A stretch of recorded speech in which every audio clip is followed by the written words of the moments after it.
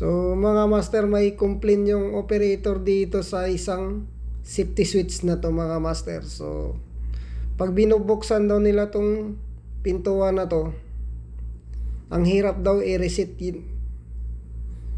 doon sa HMI. So ang tagal daw ma-reset. Kung hindi daw nila bubuhatin tong pintuan na to, so hindi daw nila mare-reset yung alarm. So kung makita niyo yung problema mga master, wala sa ayos yung position ng lock pin niya mga master. So masyadong mababa, kaya nangyari napipersa tong lock na to. So bumaloktot siya. So ang ginagawa ko dito master, inangat ko siya mga master at inayos ko yung baloktot mga master. Kumbaga kahit papano ay pumantay na siya mga master. So ngayon mga master ay okay na. So wala la sa align yung lock pin niya mga master.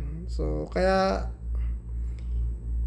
sabi ng operator ay matagal bago nila ma-reset. So hindi nila tinitingnan na may problema pala yung posisyon ng lock.